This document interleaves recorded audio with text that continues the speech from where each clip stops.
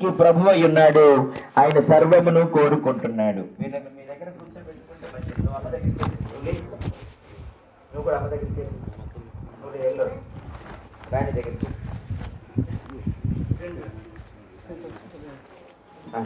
వాళ్ళని ఏమనబాకండి, మీ దగ్గర కూర్చోబెట్టండి sir. Okay, జాగ్రత్త కూర్చుంటారా? మీరు పెట్టుకోండి, వాళ్ళు పెట్టుకోండి. ఎవరెవరికి బాగా యెరూషలేమును దేవుడు కోరుకున్నాడు, అట్లాగే ఈ సర్వలోకాన్ని కూడా దేవుడు కోరుకుంటున్నాడు. ప్రతి మానవుని దేవుడు కోరుకుంటున్నాడు. మనమందరం ఆయన సొత్తు, ఆయన ప్రజలము. మనల్ని అందరినీ రక్షించి విమోచించే ప్రభు. మొదట ఆయన మనల్ని అందరినీ సృష్టించాడు. అయితే మనం వివిధమైన తంత్రములను కలుగు చేసుకొని మనం త్రోవ తప్పి దుష్టుడి చేతిలో చిక్కాము. దుష్టుడి చేతిలో నుంచి మరలా మనల్ని విడిపించడానికి, పాపము మరణము చేతిలో నుంచి మనల్ని రెండవసారి తిరిగి సంపాదించుకోవడానికి యేసుక్రీస్తు ఈ లోకానికి వచ్చాడు. అప్పుడు ఈ దేవుని పిల్లరా, ఆ దినం కోసం ఎదురు చూస్తున్నాడు సిమియోను అనే ప్రవక్త. సిమియోను అనే ప్రవక్త యొక్క లక్షణాలు చూడండి. అతడు నీతిమంతుడు, భక్తిపరుడై ఉండి ఇశ్రాయేలు యొక్క ఆదరణ కొరకు కనిపెట్టిన వాడు. కాబట్టి దేవుని బిడ్డలు, దేవుని ప్రవక్తలు, దేవుని పిల్లల. ఇశ్రాయేలు అంటే ఎవరు? దేవుని ప్రజ అని అర్థం. ఇజ్రాయేల్ అంటే ఎవరు? దేవుని ప్రజ. అంటే దేవుని ప్రజలంటే ఎవరు? ఈ భూమి మీద ఉన్న సమస్త మానవులు దేవుని ప్రజలే. కీర్తనల గ్రంథం 24వ అధ్యాయంలో గనక మీరు చూస్తే, సర్వలోకము దేవునిదై ఉన్నది. చూడండి, భూమియు దాని సంపూర్ణతయు, లోకమును దాని నివాసులను యెహోవావే. మనమందరము ఆయన వారము. మనం ఎప్పుడు గుర్తు చేసుకుంటుంటాం కీర్తనల గ్రంథం 100వ అధ్యాయంలో, సమస్త దేశములారా యెహోవాకు ఉత్సాహ ధ్వని చేయుడి, సంతోషగానముతో ఆయన సన్నిధికి రండి. యెహోవాయే దేవుడని కృతజ్ఞతాస్తుతులు చెల్లించుచు ఆయన ఆవరణములలో ప్రవేశించుడి, ఆయనను స్తుతించుడి. అమ్మా 100వ కీర్తన, సమస్త దేశములారా యెహోవాకు ఉత్సాహ ధ్వని చేయుడి, సంతోషంతో యెహోవాను సేవించుడి, ఉత్సాహగానము చేయించు, ఆయన సన్నిధికి రండి. యెహోవాయే దేవుడని తెలుసుకొనుడి, ఆయనే మనల్ని పుట్టించును, మనము ఆయన వారము, మనము ఆయన ప్రజలము, ఆయన మేపుచున్న గొర్రెలము. కనుక గొర్రెలు కాపరిని విడిచి తోడేళ్ల బాలైపోతున్నప్పుడు ఆ కాపరి తప్పిపోయిన గొర్రెలను వెతుకుతూ ఉంటున్నట్టుగా దేవుడు కూడా తప్పిపోయిన మానవులను వెతుకుతూ ఈ లోకానికి వచ్చాడు. మానవులు తమ అపరాధముల చేత, పాపముల చేత చచ్చిన స్థితిలో ఉన్నారు. ప్రతి వారు తమకిష్టమైన త్రోవకు తొలిగారు. అలాంటి పరిస్థితుల్లో దుష్టుడికి మరి వారు బందీలైపోయినప్పుడు వారిని విడిపించడానికి ప్రభు వచ్చాడు. కాబట్టి సిమియోను అనే ప్రవక్త దేవుని ఆత్మ పూర్ణుడై దేవుని ప్రజల ఆదరణ కొరకు ఎదురు చూస్తున్నాడు. కొట్టబడిన, నలగొట్టబడిన, విరగొట్టబడిన, తప్పిపోయిన, కృంగిపోయిన, దుఃఖముతో నిండిన, మరణములో ఉన్న, తర్వాత చీకటిలో, వేదనలో, బంధకాలలో ఉన్న మనుషుల యొక్క ఆదరణ కొరకై మరి అతడు కనిపెడుతూ ఉన్నాడు. పరిశుద్ధాత్మ అతని మీద ఉందట. అతడు ఒక వాగ్దానాన్ని పొందాడు 26వ వచనంలో. అతడు ప్రభు యొక్క క్రీస్తును చూడక మునుపు మరణము పొందదని అతనికి పరిశుద్ధాత్మ చేత బయలుపరచబడి ఉండెను. ఆత్మవశుడై అతడు దేవాలయంలోనికి వచ్చెను. వచ్చిన తర్వాత యేసు ప్రభువుని అతడు చూశాడు. చూసి అతడు ఆయనను తన చేతుల్లోనికి ఎత్తుకొని దేవుణ్ణి స్తుతిస్తూ ఈ మాట అన్నాడు. ఏమని? నాథా. నాథా అంటే ఏంటో తెలుసా? ద సావరిన్ లార్డ్ అని అర్థం. సావరిన్ లార్డ్ అని అంటే సర్వాధికారివైన దేవా, సర్వలోకానికి రాజా, సమస్త రాజ్యాల మీద ప్రభువా అని అర్థం. నాథా అంటే, నాథా అని అంటే సర్వాన్ని సృష్టించి పరిపాలిస్తున్న రాజా అని అర్థం. దేవుణ్ణి ఆయన పిలుస్తున్నాడు, నాథా, ఇప్పుడు నీ మాట చొప్పున సమాధానముతో నీ దాసుని పోనిచ్చుచున్నావు. ఇప్పటి వరకు ఇతనికి సమాధానం లేదా? లేదు. సంతోషం లేదా? లేదు. ఆనందం, ధైర్యం, నిరీక్షణ లేదా? లేదు. ఎందుకని?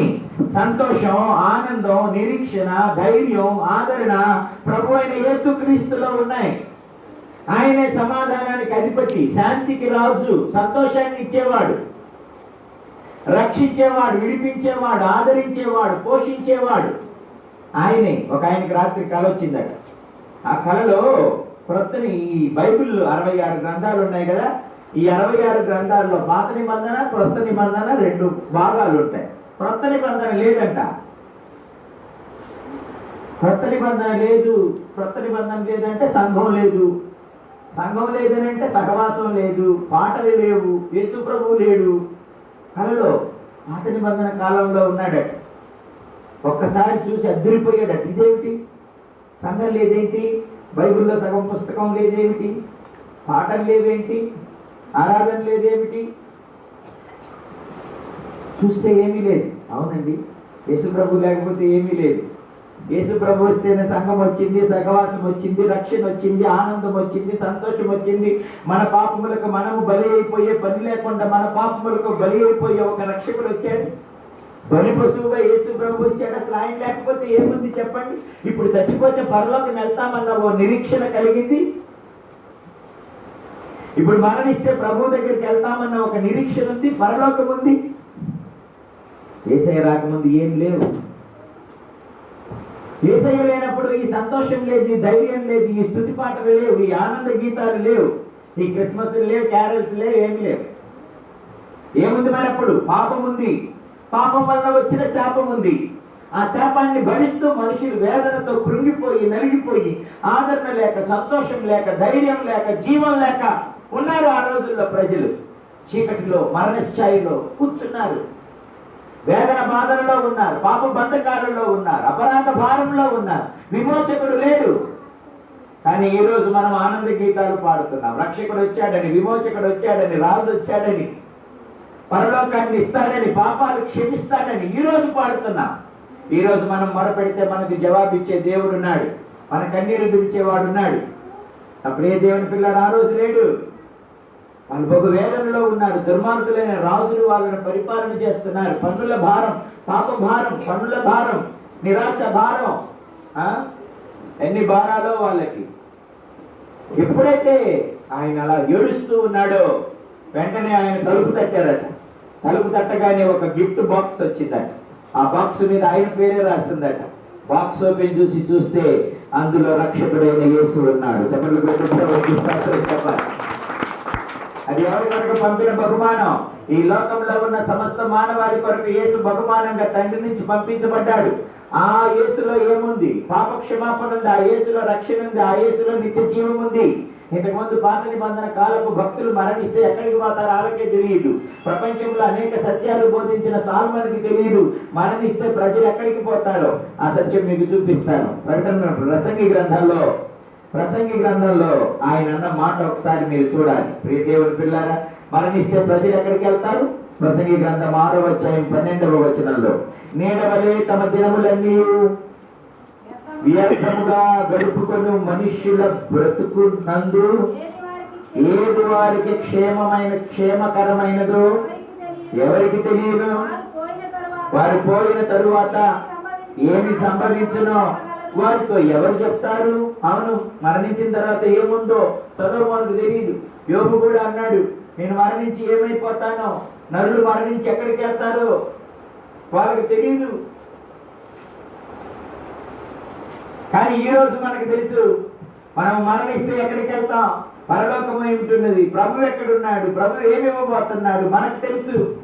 నా ప్రియ దేవుని పిల్లలారా, ఈ రోజు ప్రభు వచ్చిన తర్వాత సత్యం మనకు తెలిసింది, జీవం మనకు దొరికింది, పరలోకానికి మార్గం దొరికింది, ఆత్మకు విమోచన దొరికింది, మనకు పాపక్షమాపణ దొరికింది, మనకొక ఇమ్మానుయేలు దొరికాడు, మనకొక రక్షకుడు, మనకొక విమోచకుడు, మనల్ని ఆదరించే దేవుడు దొరికాడు. యేసు లేకపోతే జీవితం అంధకారం. అందుకే వెలుగైన దేవుడు వచ్చి మనల్ని వెలిగించాడు సత్యంతో. యేసు లేకపోతే మన జీవితం మృతమే. ఆయన వచ్చి మన మరణాన్ని జీవంగా మార్చేశాడు. యేసు లేకపోతే మన బతుకులు బంధకాలే. యేసు వచ్చి మన జీవితాలను విడుదల చేశాడు. ఆ ప్రియ దేవుని పిల్లల ప్రభు వచ్చి మనకు బోధించిన సత్యాలు మీరు చూడాలి. యోహాను సువార్త 14వ అధ్యాయంలో ఉన్న విషయాన్ని ఒకసారి చూద్దాం. యేసు ప్రభు వచ్చిన తర్వాత సొలొమోను భక్తునికి, యోబు భక్తునికి, మిగతా భక్తులందరికీ, పాత నిబంధన భక్తులకు లేని ఒక గొప్ప ఆదరణ, ఒక గొప్ప ధైర్యం, ఒక గొప్ప సత్యం మనకు తెలిసింది. అది ప్రభు ద్వారా మనకు తెలియజేయబడింది. 14వ అధ్యాయం, మీ హృదయములను కలవరపడనీయొద్దు, దేవుని యందు విశ్వాసం ఉంచుచున్నారు, నా యందును విశ్వాసం ఉంచండి. నా తండ్రి ఇంట అనేక నివాసములు కలవు, లేని ఎడల మీతో చెప్పుదును. నేను స్థలము సిద్ధపరచ వెళ్ళుచున్నాను. నేను వెళ్ళి మీకు స్థలము సిద్ధపరచిన ఎడల నేనుండు స్థలంలో మీరును ఉండులాగున మరలా వచ్చి నా యొక్క ఉండుటకు మిమ్మల్ని తీసుకుని పోవుదును. నేను వెళ్ళుచున్న స్థలమునకు మార్గము మీకు తెలియనని చెప్పాను. అందుకు తోమా, ప్రభువా ఎక్కడికి వెళ్ళుచున్నావో మాకు తెలియదే, ఆ మార్గం ఎలాగూ తెలియనని ఆయనను అడుగగా యేసు, నేనే మార్గము సత్యము జీవమును, నా ద్వారానే తప్ప ఎవడనో తండ్రి వద్దకు రాడు. మీరు నన్ను ఎరిగి ఉంటే నా తండ్రిని ఎరిగి ఉందురు. ఇప్పటి నుండి మీరు ఆయనను ఎరుగుదురు, ఆయనను చూచి ఉన్నారని చెప్పాను. అప్పుడు ఫిలిప్పు, ప్రభువా తండ్రిని మాకు కనుపరచుము, మాకంతే చాలునని ఆయనతో చెప్పగా యేసు, ఫిలిప్పు నేను ఇంతకాలము మీ యొద్ద ఉండినను మీరు నన్ను ఎరుగరా? నీవు నన్ను ఎరుగవా? నన్ను చూచిన వాడు తండ్రిని చూచి ఉన్నాడు గనక తండ్రిని మాకు కనపరచమని ఎలా చెప్పుచున్నాము? తండ్రి యందు నేనును నా యందు తండ్రి ఉన్నామని నీవు నమ్ముటలేదా? నేను మీతో చెప్పుచున్న మాటలు నా అంతట నేను చెప్పుటలేదు, తండ్రి నా యందు నివసించుచు తన క్రియలు చేయుచున్నాడు. తండ్రి యందు నేనును నా యందు తండ్రి ఉన్నామని నమ్ముడి, లేదా ఈ క్రియల నిమిత్తమైనను నమ్ముడి. నేను తండ్రి యొద్దకు వెళ్ళుచున్నాను కనుక నేను చేయు క్రియలు నా యందు విశ్వాసం ఉంచు వాడును చేయును, వాటికంటే మరి గొప్పవి అతడు చేయునని మీతో నిశ్చయముగా చెప్పుచున్నా. ఇలాంటి అనేకమైన ఆత్మ సంబంధమైన విషయాలు ప్రభు మనకు బోధించబట్టి ఈరోజు మనం ధైర్యంగా ఉన్నాం. మరణిస్తే కూడా మనకు భయం లేదు. ఎందుకని? మరణించిన మన ప్రియులు తండ్రి యందు విశ్వాసం ఉంచడం వలన, మార్గమయ్యున్న దేవుణ్ణి అనుసరించడం వలన, జీవమయ్యున్న దేవుణ్ణి ఆరాధించడం వలన, సత్యమయ్యున్న దేవుణ్ణి సేవించడం వలన వారు మరణిస్తే పరలోకానికి వెళ్తారని మన నిరీక్షణ. నరసింహరావు తాతయ్య చనిపోయాడు, పుల్లమ్మ చనిపోయి, ఆ తర్వాత ఎవరు మన అప్పారావు చనిపోయారు, ఆ తర్వాత అక్క నాగేంద్రం అక్క, వీళ్ళందరూ మరణించినా కూడా మన ధైర్యం ఏమిటి చెప్పండి? వాళ్ళు ప్రభువుతో ఉన్నారు. దేనిని బట్టి? దేవుడిచ్చిన మాటను బట్టి వాళ్ళు ప్రభువుతో ఉన్నారు. ఒకరోజు వాళ్ళని చూస్తాం. పౌరు భక్తులు కూడా ఏమన్నాడు? మృతులైన వారి గురించి మీకు తెలియకుండా నాకు ఇష్టం లేదు, వారు ప్రభువుతో ఉన్నారు, పరిశుద్ధులు, వారిని ప్రభువు వెంట పెట్టుకొని వస్తాడు, మనం ఒకరోజు వెళ్ళి వాళ్ళని కలుసుకుంటాము. యోహాను భక్తులు ఏమన్నాడు? లూకాసు మరి ప్రకటన గ్రంథంలో ఏమని చెప్పాడు? ప్రభువు నందుండి మృతులు ధన్యులు, వారి తమ ప్రయాసలను మాని విశ్రాంతి పొందుతున్నారు. చనిపోయిన వాళ్ళు ఎక్కడికి వెళ్తున్నారో గతంలో మనకు తెలిసేది కాదు, ఇప్పుడు మనకు తెలుసు. వాళ్ళు ఎక్కడికి వెళ్తున్నారో, అక్కడ ఏం చేస్తున్నారో మనకు తెలుసు. ఎలాంటి రాజ్యంలో వారు ఉన్నారో అది మనకు తెలుసు. ఎవరు చెప్పారు ఇవన్నీ? దేవుడు, పరిశుద్ధాత్ముడు మనకు బయలుపరిచారు. దేవుని పిల్లరా, ఇప్పుడు మనకు భయం లేదు, ఇప్పుడు మనకు అనుమానాలు లేవు, ఇప్పుడు మనం అంధకారంలో లేవు, ఇప్పుడు మనం అయోమయ పరిస్థితుల్లో లేవు. ఏం చేస్తున్నామో మనకు బాగా తెలుసు. మన భక్తికి ప్రతిఫలం ఏమిటో మనకు తెలుసు. ఈ రోజు సంతోషం, ఆనందం, ధైర్యం కలిగినాయని అంటే కేవలం క్రీస్తు ద్వారానే అవన్నీ మనకు కలిగినాయి. క్రీస్తే మనకు అనుగ్రహించబడిన బహుమానం. ఆయన అందరికీ ఒకే ఒక బహుమానంగా ఇవ్వబడలా, మనందరికీ ఒక్కొక్కరికి వ్యక్తిగతంగా ఆయన అనుగ్రహించబడినాడు. ఆయన కలిగి ఉన్నవారు ధన్యులు. క్రీస్తు వ్యక్తిగతమైన రక్షణ బహుమానం, వ్యక్తిగతమైన కాపరి, వ్యక్తిగతమైన తండ్రి, వ్యక్తిగతమైన వైద్యుడు. యేసుని వ్యక్తిగతంగా మనం పొందుకోవాలి. ఎవరికి వారు ఆ బహుమానాన్ని మనం స్వీకరించాలి. ప్రకటన గ్రంథం 14వ అధ్యాయం 13వ వచనం, అంతటా ఇప్పటి నుండి ప్రభువునందు మృతులు ధన్యులని వ్రాయుమని పరలోకము నుండి ఒక స్వరము చెప్పగా వింటిని. నిజమే, వారు తమ ప్రయాసములను మాని విశ్రాంతి పొందుదురు, వారి క్రియలు వారి వెంట పోవునని ఆత్మ చెప్పుచున్నాడు. 21వ అధ్యాయము 21 ప్రకటన గ్రంథం 21వ అధ్యాయము, అంతటి నేను క్రొత్త ఆకాశమును క్రొత్త భూమిని చూచితిని. మొదటి ఆకాశము మొదటి భూమి గతించిపోయెను, సముద్రం ఇకను లేదు. మరియు నేను నూతనమైన యెరూషలేము అను ఆ పరిశుద్ధ పట్టణము తన భర్త కొరకు అలంకరించబడిన పెళ్లి కుమార్తె వలె సిద్ధపడి పరలోకమందున దేవుని యొద్ద నుండి దిగి వచ్చుట చూచితిని. అప్పుడు ఇదిగో దేవుని నివాసము మనుషులతో కూడా ఉన్నది, ఆయన వారితో కాపురముండును, వారు ఆయన ప్రజలయుండును, దేవుడు తానే వారి దేవుడయుండి వారికి తోడయుండును. ఆయన వారి కన్నుల ప్రతి బాష్ప బిందువును తుడిచివేయును. మరణమిక ఉండదు, దుఃఖమైనను, ఏడ్పైనను, వేదనైనను ఇక ఉండదు, మొదటి సంగతులు గతించిపోయినని పరలోకములో నుండి వచ్చిన గొప్ప స్వరము చెప్పుట వింటిని. నా ప్రియ దేవుని పిల్లలారా, మరణిస్తే మనం ఏమవుతామో మనకు తెలుసు. బ్రతికుంటే మనం ఏమిటో మనకు తెలుసు. పౌలు భక్తుడు అన్నాడే, బ్రతుకుంటే క్రీస్తే, చావైతే లాభమే. మనకు మరణ భయం లేదు. ఈ లోకంలో బ్రతకడం కంటే ప్రభుతో ఉండటం గొప్ప భాగ్యం.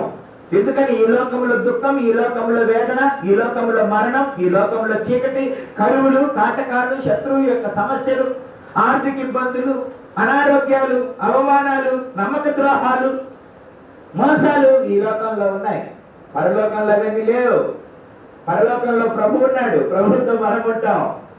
మనకు మేలు చేసే ప్రభు పరలోకంలో ఉన్నాడు. ఇక్కడైనా అక్కడైనా, ఇక్కడికంటే అక్కడ మరింత శ్రేష్టమైన దేశం అది. నూతనమైనది, పరిశుద్ధమైనది, నిత్యమైనది, సత్యమైనది, వెలుగుమయమైనది, భయం లేనిది, చీకటి లేనిది, కరువు లేనిది. మరణం ఎన్నడూ ఉండదు అక్కడ. ఎక్కడ మరణిస్తాం, ఏడుస్తాం. అక్కడ ఏడ్పు లేదు, వేదన లేదు. అలాంటి రాజ్యానికి మార్గాన్ని సిద్ధపరిచిన వాడు యేసు. మనకు శుభ నిరీక్షణలు ఇచ్చిన వాడు యేసు. ఈ లోకంలో మనకు తోడుకుంటాడు, అక్కడ ఉంటాడు. యేసు అంటే ఎవరు అనుకుంటున్నారు? సర్వమానవాళి కొరకు సిద్ధపరచబడిన రక్షణ. చూడండి మరలా మూలవాక్యానికి వచ్చి, లూకాసు వార్త 2వ అధ్యాయము 29వ వచనం. నాదా, ఇప్పుడు నీ మాట చొప్పున సమాధానముతో నీ దాసుని పోనిచుచున్నావు. ఎవరిని చూసి అంటున్నాడు? యేసు ప్రభువును చేతుల్లోకి తీసుకుని, ఎందుకు పిల్లలు మీరు తిరుగుతున్నారు? యేసు ప్రభువును చేతుల్లోనికి తీసుకుని సుమయోను ప్రవక్త దేవుణ్ణి స్తుతిస్తూ అంటున్న మాట, నాదా, ఇప్పుడు నీ దాసుని సమాధానంతో పోనిచుచున్నావు. యేసు ప్రభు ఎవరి హృదయాల్లోకి వస్తాడో, ఎవరి చేతుల్లోకి వస్తాడో, ఎవరు ఆయన్ని అంగీకరిస్తాడో వారికి సమాధానం, నెమ్మది, ఓ నిరీక్షణ, ఓ ధైర్యం దొరుకుతుందండి. యేసు లేని వారి జీవితం ఎప్పుడూ అసంపూర్ణమే. యేసు లేకపోతే సమాధానం ఉండదు. నువ్వు ఎక్కడైనా వెతుకు, ఏ పనైనా చెయ్యి, ఎక్కడికైనా వెళ్ళు, నీ జీవితానికి సంపూర్ణమైన అర్థం, నీకు నిరీక్షణ, సమాధానం, నెమ్మది, ధైర్యము, ఆనందము యేసులోనే. నిత్య జీవం యేసులోనే. అందుకే లోకానికి యేసు కావాలి. అందుకే యేసు అందరికీ అనుగ్రహించబడ్డాడు. కానీ కొందరే చేతుల్లోకి తీసుకుంటున్నారు, కొందరే హృదయంలోకి తీసుకుంటున్నారు, కొందరు ఈ బహుమానం నాకు అవసరం లేదనుకుంటున్నారు. మరి వాళ్ళకి ఏం కావాలి? డబ్బు కావాలి, ఆస్తిపాస్తులు, అంతస్తులు, బంధువులు, కులం, మతం, అధికారం, అవి కావాలి. ఎంతకాలం ఉంటాయి? ఏంటవి? మరణించేంత వరకే. మరణించేంత దాకా కూడా ఉంటాయో ఉండవో తెలియదు. అధికారం ఎల్లకాలం ఉంటుందా? మనుషులు ఎల్లకాలం ఉంటారా? యేసు మన కొరకు ఉచితముగా అనుగ్రహించబడిన బహుమానం, మన చీకటి జీవితాల్లో వెలుగునివ్వడానికి, మన అసమాధానంలో సమాధానాన్ని ఇవ్వడానికి, మనం ధైర్యం చెడి ఉన్నప్పుడు మనకి ధైర్యాన్ని ఇవ్వడానికి యేసు మనకి ఇవ్వబడిన బహుమానం. ప్రియ దేవుని పిల్లలు, ఆయన తీసుకోవాలి, ఆయన హృదయంలో చేర్చుకోవాలి, ఆయనకి మన హృదయాన్ని ఇవ్వాలి. ఆయన మనలో నివసించాలి, మనం ఆయనలో నివసించాలి. ఆయన మనం ఏకమైపోవాలి. తండ్రి నేను ఏకమై ఉన్నలాగున మీరు నేను ఏకమైపోవాలి. పరవర్తనే సొంతమైపోవాలి, నా యేసుతో మిళితమైపోవాలి, ఆ ప్రేమలో సొంతమైపోవాలి, నా యేసుతో మిళితమైపోవాలి, ఆ ప్రేమలో సొంతమై మిళితమై యేసుతో ఏకమై సొంతమై మిళితమై యేసుతో ఏకమై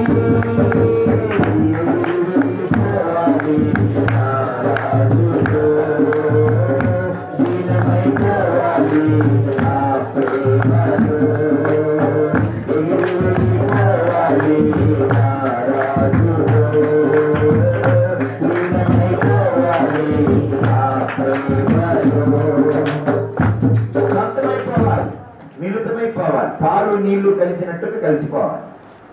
పాలు పాలే, నీళ్ళకి నీళ్ళే ఉంటాయా? నీళ్లు పాలల్లో పోసినా, పాలు నీళ్ళల్లో పోసినా, పాలు నీళ్లు కలిసిపోతాయి. ఏమంటారు? నూనె పాలల్లో పోయండి, కలవదు. నీళ్లు పాలల్లో పోయండి, కలిసిపోతాయి. దాన్ని దీన్ని వేరు చేయలేము. దేవుడితో మనం ఎలా కలిసిపోవాలో తెలుసా?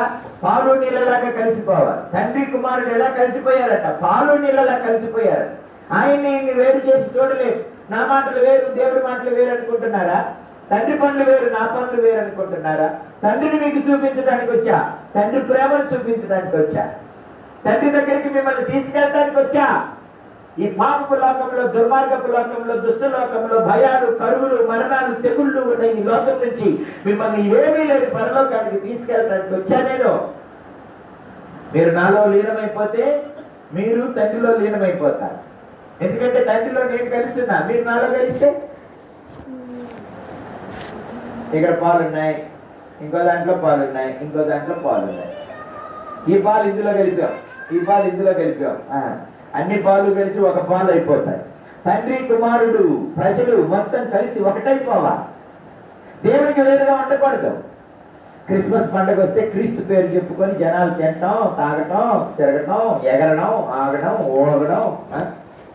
మాకు చిన్నప్పుడైతే, మేము చిన్నప్పుడు క్రిస్మస్ పండుగ వచ్చిందంటే పొద్దునేమో ప్రార్థన జరిగేది, సాయంత్రం చెరువులపేట నుంచి డ్యాన్స్ పిల్లల్ని తెప్పించి శుభ్రంగా తాగి వాళ్ళతో డ్యాన్స్ చేశారు.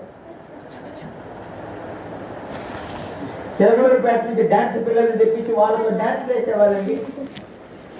దేవుడు పరిశుద్ధుడు, పాపానికి ఆయన దగ్గర తావులేదు.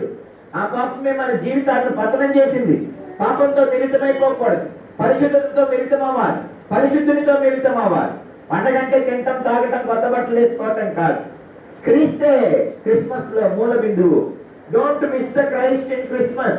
క్రిస్మస్ లో క్రీస్తును వదిలేయవద్దు. ఏం చేయాలి మరి? Kiss the Christ in Christmas అన్నాడు. Kiss the Christ in Christmas అంటే ఏంటర్థం? ఆయనను ముద్దు పెట్టుకోవాలి. కీర్తనల గ్రంథం 2వ అధ్యాయం. క్రీస్తు మన కొరకు అనుగ్రహించబడినప్పుడు ఇంత గొప్ప బహుమానముగా what we need to do, we should not miss the Christ, but we should kiss the Christmas. Christ చెప్పండి. కుమారుని ముద్దు పెట్టుకోండి. 12వ వచనం. కీర్తన గ్రంథం 2వ అధ్యాయం 12వ వచనం. ఆయన కోపం త్వరగా రగులుకొనును, కుమారుని ముద్దు పెట్టుకొనుడి, లేని యెడల ఆయన కోపించును, అప్పుడు మీరు త్రోవ తప్పి నశించెదరు. ఆయనను ఆశ్రయించు వారందరూ ధన్యులు. యేసు ప్రభు ఎందుకు ఇచ్చాడు? ఏదో అన్ని పండుగల్లాగా ఇది ఒక పండుగ కాదు. వండుకోవడానికి, తినడానికి, రంగులు వేసుకోవడానికి, కొత్త బట్టలు కొట్టుకోవడానికి, బహుమానాలు ఇచ్చుకోవడానికి, డాన్స్ వేయడానికి, తాగడానికి, తిరగడానికి. పండగ అంటే ఒక ఆయన అంటాడు, పండగ అంటే ఓ ముక్క ఉండాలి, ఓ సుక్క ఉండాలి. పండగ అంటే ఓ సుక్క, ఓ ముక్క. పండగ అంటే అది కాదు. పండగ అంటే ప్రభు, పండగ అంటే క్రీస్తు. క్రీస్తు అంటే ఎవరు? నీకు సమాధానాన్ని ఇచ్చేవాడు, నీకు నెమ్మదిని, సమాధానాన్ని ఇచ్చేవాడు, నీకు రక్షణ ఇచ్చేవాడు, నీకు భద్రత ఇచ్చేవాడు క్రీస్తు. పరిశుద్ధతను, నీతిని, భక్తిని ఇచ్చేవాడు క్రీస్తు. శత్రువు నుంచి విడుదల కలుగజేసేవాడు క్రీస్తు. నా ప్రియ దేవుని పిల్లరా, క్రీస్తును మనము ముద్దాడాలి అని అంటే ఆయన ప్రేమించాలి, ఆయన హత్తుకోవాలి, ఆయన చేతుల్లోకి తీసుకోవాలి, ఆయనకు హృదయంలో స్థానం ఇవ్వాలి, ఆయన స్తుతించాలి, ఆయనను ఆరాధించాలి. ఆయన నీ కొరకు అనుగ్రహించబడిన బహుమానం. అందుకే యెషయా భక్తుడు ఏమన్నాడు? ఇదిగో మనకు శిశువు పుట్టాడు, మనకు కుమారుడు అనుగ్రహించబడ్డాడు. పుట్టాడు అని అంటే అది శారీరక జీవితాన్ని నీకు సూచిస్తుంది, భౌతిక సంబంధమైన జీవితాన్ని చూపిస్తుంది. కుమారుడు అనుగ్రహించబడ్డాడు అని అంటే ఆయన ఆల్రెడీ ఉన్నాడు, నీ దగ్గరికి పంపాడంటే దేవుడు ఎక్కడున్నాడు? ఆది నుంచి దేవుడితో ఉన్నాడు. ఈ సృష్టి ఆరంభం నుంచి యేసు ప్రభు ఉన్నాడు. కొంతమంది అంటారు మీ దేవుడు నిన్న మొన్న పుట్టాడు, మా దేవుడు ఎప్పటి నుంచో ఉన్నారు. ఆయన నిన్న ముందు పుట్టలా, శరీరాన్ని ధరించి ఈ లోకానికి వచ్చాడు, రక్త మాంసాలు ధరించుకున్నాడు. దేవుడు ఆత్మ, ఆయనకి శరీరం, రక్తము, మాంసము లేదు. అయితే మనలను రక్షించుటకు, మన శిక్షను భరించుటకు ఆయన ఆత్మలో ఉంటే కుదరదు. ఆయన కూడా రక్త మాంసాలు ధరించాలి. అందుకని మన విమోచన కొరకు, మన శిక్ష భరించడం కొరకు ఆయన రక్త మాంసాలు ధరించుకొని వచ్చాడు. ఆయన ఆత్మలో యుగయుగములు ఉన్న దేవుడు, ఆది నుంచి ఉన్న దేవుడు, ఈ సృష్టిని మనల్ని అందరినీ కలుగజేసిన దేవుడు. శరీరంలో పుట్టిన పుట్టుకనేమో మనకు శిశువు పుట్టెను అని చెప్పబడింది 9వ అధ్యాయం యెషయా గ్రంథం 6వ వచనంలో. రెండవదేమో కుమారుడు అనుగ్రహించబడ్డాడు అని అంటే already he is the son of God, only son of God, the begotten son of God. దేవుని యొక్క అద్వితీయ కుమారుడు, ప్రియమైన కుమారుడు. ప్రభు ఏమన్నాడు? యేసు ప్రభు ఈ లోకానికి వచ్చినప్పుడు, ఈయన నా ప్రియ కుమారుడు, ఈయన యందు నేను ఆనందిస్తున్నాను. ఈయన నా ప్రియ కుమారుడు, ఈయన మాట మీరు వినండి. దేవుని యొక్క అత్యంత ప్రియమైన కుమారుడు యేసు. సృష్టి ఆరంభం నుంచి సృష్టిని కలుగజేసిన సృష్టికర్త ఆయన. కలిగినదేది ఆయన లేకుండా కలగలేదు, సమస్తం ఆయన మూలముగా కలిగెను. నిన్న మొన్నటి వాడు ఆ క్రీస్తు కాదు. ప్రియ దేవుని పిల్లలు, ఆయన మన కొరకు అనుగ్రహించబడ్డాడు. అయితే శరీరంలో పుట్టాడు కనుక జన్మదినాన్ని జరుపుకుంటున్నాం. యేసు ప్రభు 2021 సంవత్సరాల క్రితం మన పాప పరిహారం కొరకై రక్త మాంసములు కలిగిన వాడే వచ్చాడు ఈ లోకానికి. రక్తాన్ని మాంసాన్ని ధరించుకున్నాడు. అందుకని మనం యేసు పుట్టాడు అంటున్నాం. పుట్టినప్పుడు ఆయన ఉనికి ప్రారంభం అవలా. పుట్టక ముందు నుంచి అసలు ఈ జగత్తుకు ముందే ప్రభు ఉన్నాడు. ఈ జగత్తును సృష్టించక ముందే ప్రభు ఉన్నాడు. ఈ సర్వ సృష్టి లయమైపోయిన దేవుడు ఉంటాడు. నీ కొరకే ఆయన శరీరాన్ని ధరించి వచ్చాడు. యేసు ప్రభు ఈ లోకంలో పుట్టడానికి వచ్చినప్పుడు కనీసం పశువుల తొట్టులో కూడా, పశువుల పాకలో కూడా ఆయనకి ఎవరు స్థలం ఇవ్వలేదు. నేను వస్తే నేను పుట్టడానికి కూడా నాకు స్థలం ఇవ్వరంటారా, చావండి మీ సావు అని వెనక్కి వెళ్ళిపోతే ఏం చేసి ఉండేవాళ్ళు? నేను పుట్టడానికి కూడా నా ఎవరు స్థలం ఇవ్వరా, నేను వెళ్ళిపోతున్నా అని వెళ్ళిపోతే మన బతికేంటి? అంధకారమే, దుస్సహమైన వేదనే, శ్రమే, బాధే, బతకాలే మనకి. శ్రీదేవుని పిల్లలు ఆయన అలా వెళ్ళిపోలేదు. మరి ఏదైనా ఇవి ఏమైనా చివు. ఇంతకు యేసు ప్రభు ఎక్కడ పుట్టాడు? సత్రంలో పుట్టాడా? పశువుల పాకలో పుట్టాడా? ఎక్కడ పుట్టాడండి ఆయన? సత్రంలో స్థలం లేదట. పశువుల శాలలో పశువులన్నీ ఉన్నాయి. ఆయన పశువుల పాకలో కూడా పుట్టలేదు. మరి ఎక్కడ పుట్టాడు? రోడ్డు మీద పుట్టాడు. అసలు సంగతి అది. సత్రానికి పశువుల శాఖకు మధ్యలో రోడ్డు మీద పుట్టాడు ఆయన. పుట్టిన తర్వాత పశువుల తొట్టులో పడుకోబెట్టాడు. ఆయన పశువుల పాకలో పుట్టాడని ఎక్కడ రాయిలా. సత్రంలో స్థలము లేనందున ఆయనను పశువుల తొట్టిలో పరుండబెట్టారు. అంతేగాని ఆయన పశువుల పాకలో పుట్ల 10 మంది పశువుల పాకేసి అందులో పశువులన్నీ పెట్టి ఆ పశువుల మధ్యలో యేసు ప్రభువుని పెట్టి, ఈ సర్వలోక సృష్టికర్త నీ జీవితాన్ని వెలిగించడానికి, నిన్ను ఆదరించడానికి, నీకు సహాయం చేయడానికి, నీకు సంతోష ఆనందాలు ఇవ్వడానికి వచ్చినప్పుడు ఆయన ఇంట కూడా పుట్టలేదండి, రోడ్డు మీద పుట్టాడు. ఈ లోకం ఆయన ఎలా కనపరుస్తుందండి? ఈ లోకాన్ని రక్షించడానికి వచ్చిన యేసుకి ఇచ్చిన స్థానం ఏమిటండి? కనీసం చచ్చిపోయేటప్పుడైనా ఆయన అప్పుడు కూడా అద్దె సమాధిలోనే పెట్టబడ్డాడు. కానీ నీకు మాత్రం సొంత గృహం, సొంత ఇల్లు, సొంత బిడ్డలు, సొంత ఆస్తి, సొంత అన్ని నీకు ఇచ్చాడు. నీకు ఇవ్వడానికే వచ్చాడు ఆయన. నీవేమాత్రం విలువిస్తున్నావు ప్రభువుకి? ఈ లోకం ఎంత విలువిస్తుంది? ఆయన సృష్టించిన భూమి, ఆయన సృష్టించిన ఆకాశం, ఆయన సృష్టించిన దేహం, ఆయన ఇచ్చిన జీవం. నా ప్రియ దేవుని పిల్లలారా, ఆయనకి ఎంత విలువనిస్తున్నాం మనం? నీకేమీ తక్కువ చేయలేదు. నీకు కావలసినవన్నీ ఇచ్చాడు. యేసును హృదయంలో హత్తుకున్నావా? చేతుల్లోకి ఎత్తుకున్నావా? ఆయన స్తుతిస్తున్నావా? ఆత్మపూర్ణుడైన సిమియోను ప్రభువును స్తుతిస్తున్నాడు. ఆత్మపూర్ణులే, ఆత్మ కలిగిన వారే దేవుని స్తుతించగలరు. ఆత్మ, పరిశుద్ధాత్మ ఎవరి మనోనేత్రాలు వెలిగిస్తుందో వారు ప్రభువును గుర్తిస్తారు. పరిశుద్ధాత్ముడు ఎవరి మనోనేత్రాలను వెలిగిస్తాడో వారు రక్షకుని చూస్తారు. అందరూ శిశువులు వచ్చారు. యేసు ప్రభువు కూడా బాలుడిగా అమ్మ నాన్న 8వ రోజున సున్నతి చేయించడానికి ధర్మశాస్త్ర ప్రకారం దేవాలయానికి తీసుకొచ్చాడు. అదే సమయంలో ఆత్మపూర్ణుడైన సిమియోను వచ్చాడు. యేసు ప్రభువును, బాలుడిగా ఉన్న ప్రభువును చూడగానే కళ్ళు ఒక్కసారి తెరుచుకున్నాయి, ఆత్మనేత్రాలు తెరుచుకున్నాయి. ఇతడే నేను పంపించిన రక్షణ, ఇతను వచ్చేదాకా నువ్వు చచ్చిపోవని చెప్పాను కదా. ప్రభు ఆత్మ బోధిస్తోంది. అయిపోయిందా? నేను చనిపోయే రోజు దగ్గరికి వచ్చిందా? రక్షకుని చూసానా? చూసేదాకా చచ్చిపోనని చెప్పావు, చూసిన తర్వాతే మరణిస్తావని చెప్పావు. నా జన్మ ఎంత ధన్యమైపోయింది. ఈ కన్నులతో రక్షకుని చూసా, ఈ చేతులతో రక్షకుని ఎత్తుకున్నా, ఈ కౌగిటికి ఆంచుకున్నా, ఈ ప్రభువుని స్తుతించా. ఇక సమాధానంగా వెళ్ళిపోతానాదా? సర్వశక్తి ప్రభువా, నేను సమాధానంగా వస్తా నీ దగ్గరికి.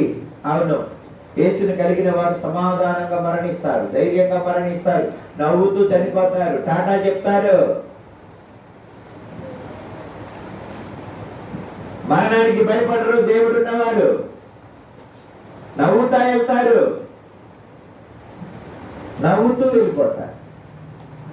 అప్పుడు దేవుని పిల్లగా మనము సమాధానముగా జీవించాలని, సమాధాన మార్గంలో మన పాదాలను స్థిరపరచాలని, మరణము ఛాయలో ఉన్న మనల్ని జీవపు వెలుగులోనికి తీసుకురావాలని ప్రభు ఈ లోకానికి వచ్చాడు. ప్రియ దేవుని పిల్లల, ఎంత గొప్ప రక్షణ దేవుడు మనకు సిద్ధం చేశాడు. రెండు మరల లూకా సువార్తలో ఉన్న సత్యాలను మనము ధ్యానం చేసుకుందాం. ప్రియ దేవుని పిల్లల, ఆత్మవశుడయ్యాడు, దేవాలయంలోనికి వచ్చాడు, ఆయనను స్తుతించాడు, 3 మాటలు చెప్పాడు. అన్ని జనులకు నిన్ను బయలుపరచుటకు వెలుగుగాను, నీ ప్రజలైన ఇశ్రాయేలునకు మహిమగాను, నీవు సకల ప్రజల ఎదుట సిద్ధపరిచిన నీ రక్షణ నేను కన్నులారా చూశాను. ఎవరిని చూసి మాట్లాడుతున్నాడు ఈ మాటలని? యేసు ప్రభువుని చూసి మాట్లాడుతున్నాడు ఈ మాటలని. ఎవరు యేసు ప్రభు? అన్ని జనులకు రక్షణ. అంధకారములో, అసత్యములో ఎటు పోవాలో, ఏం చేస్తున్నారో, ఎవరిని ఆరాధిస్తున్నారో తెలియక వారి జీవితాన్ని వ్యర్థం చేసుకుంటున్నా అన్ని జనులకు నిజమైన వెలుగులు చూపించడానికి, సత్యాన్ని బోధించడానికి, సత్య మార్గంలో నడిపించడానికి వచ్చిన వెలుగు యేసు. నా ప్రియ దేవుని పిల్లల, మన పితరులందరూ ప్రార్థన చేశారు. అసతోమ సద్గమయ, తమసోమ జ్యోతిర్గమయ, మృత్యోర్మ అమృతంగమయ. జపాలు జపించారు, జపించి అలసిపోయారు. ఏమిటి దాని అర్థం? అయ్యా, అసత్యంలో ఉన్నాను, సత్యంలోనికి నడిపించు. చీకటిలో ఉన్నాను, నన్ను వెలుగులోనికి నడిపించు. మృత్యువు మరణంలో ఉన్నాను, నన్ను జీవంలోనికి నడిపించు. జీవమై ఉన్న దేవా, మృత్యువులో నుండి నన్ను జీవంలోనికి నడిపించు. సత్యమై ఉన్న దేవా, అసత్యంలో నుంచి సత్యంలోనికి నడిపించు. వెలుగై ఉన్న దేవా, చీకటిలో నుంచి నా బ్రతుకును వెలుగులోనికి నడిపించు అని ప్రార్థన చేశారు. తీరా ప్రభు వచ్చి, నేనే సత్యాన్ని, నేనే మార్గాన్ని, నేనే జీవాన్ని, నా ద్వారా తప్ప ఎవడు పరలోకాన్ని చేరలేడు, తండ్రి యొద్దకు చేరలేడు, స్వర్గానికి వెళ్ళలేడు అని అంటే ఈ మార్గం మేము అనుసరించమంటున్నారండి. సుమియోను అలా అంటలేదు. నేను దేనికోసం ఎదురు చూశాను, దేని కొరకు నేను నిరీక్షణతో ఉన్నాను, ఆ ప్రభువుని నేను ఇప్పుడు కన్నులారా చూస్తున్నా, నా చేతుల్లోకి తీసుకున్నా. ఈ లోకం ప్రభువును తమ చేతుల్లోకి, తమ హృదయంలోకి తీసుకుని వారు విశ్వసించిన విశ్వాసము, వారు నిరీక్షించిన నిరీక్షణ ఫలించినట్టుగా ప్రభువును మనం వేడుకోవాలి. రెండవ విషయం, నీ ప్రజలైన ఇశ్రాయేలులకు ఆయన మహిమ. యేసు ప్రభు ఎవరనంటే తన ప్రజలకు మహిమ. మహిమ అంటే ఏంటో తెలుసా? God's glory is God's goodness. దేవుని మహిమ దేవుని మంచితనమే. ప్రజలను మంచితనంలోనికి నడిపించాలి. ఎందుకని? ప్రతి వారి హృదయం చెడిపోయి ఉంది. మీరు ఆదికాండంలో చూసినప్పుడు ఏమనింది? ప్రతి వారి హృదయం చెడిపోయింది, చెడుగుతో నింపబడింది. చెడుగును తొలగించి మంచిని అనుగ్రహించేవాడు ప్రభు. అందుకే ఒక భక్తుడు పాట రాశాడు, మంచి నాలో పుట్టదంచు నీవేరేగినన్ మించి ప్రేమించినావు. ఆహా, ఎంత సత్యమోగాని మంచి నాలో పెంచి ప్రేమించినావు. నన్ను ప్రేమించినావు, పాపినైనా నన్ను వచ్చేసరికి మనుషులు బంధించబడి ఉన్నారు, చెడిపోయి ఉన్నారు, మార్గం తప్పి ఉన్నారు, మరణంలో ఉన్నారు, పాపములో, శాపములో, కీడులో ఈ లోకం ఉంది. వీటన్నిటి నుంచి విడిపించడానికే యేసు వచ్చాడు. అది చూసి సంతోషించకుండా ఉండలేకపోయాడు సుమియోను, స్తుతించకుండా ఉండలేకపోయాడు, ఆయన చేతుల్లోకి తీసుకోకుండా ఉండలేకపోయాడు. తీసుకున్నవాడు ప్రవచిస్తున్నాడు, ఇశ్రాయేలీయులకు మహిమ. దేవుని ప్రజలకు దేవుడు మహిమను కలుగు చేస్తాడు. చెడువును తొలగించి, కీడును తొలగించి మహిమతో నింపుతాడు. మంటి ఘటమునగు నాయందు నీవు మహిమైశ్వర్యము నింపిన దేవా. మంటి ఘటమునగు నాయందు నీవు మహిమైశ్వర్యము నింపిన దేవా.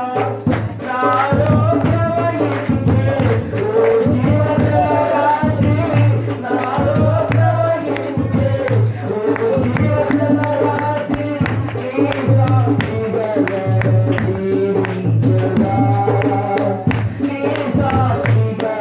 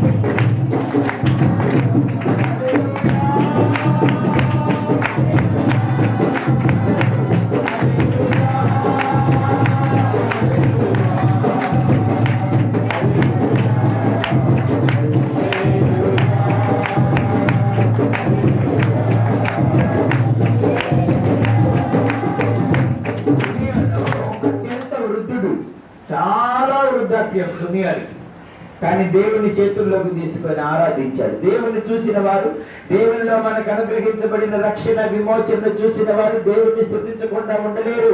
దేవుని ఆత్మ కలిగిన వారు దేవుని గుర్తించకుండా ఉండలేరు. ఈ లోకపు అంధకార సంబంధమైన లోకనాథుడు మనుషులకు నేత్రాలకు గుడ్డితనం కలగజేస్తే తప్ప రక్షకుని చూసిన వారు స్తుతించకుండా ఉండలేరు. పిల్లలు, పెద్దలు, ఎవరు అందరూ ప్రభువుని స్తుతిద్దాం. కృపగల దేవా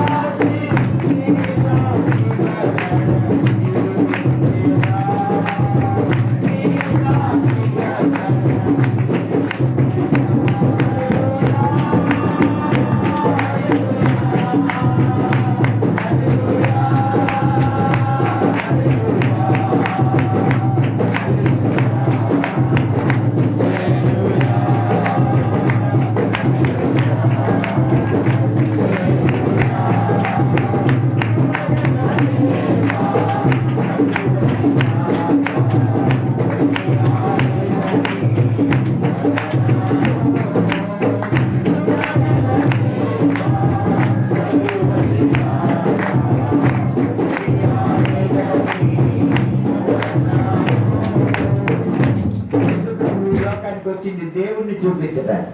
దేవుడు ఎలా ఉంటాడో చూపించడానికి. ఈ లోకం దేవుడు ఎలా ఉంటాడో తెలిసిన, దేవుడు ఎవరో ఈ లోకానికి తెలిసిన తెలీదు. అందరినీ అన్నింటినీ దేవుని చేసేసారు. అందరినీ అన్నింటినీ దేవుని చేశారు. చివరికి సినిమా యాక్టర్లను కూడా దేవుడు అని చేశారు.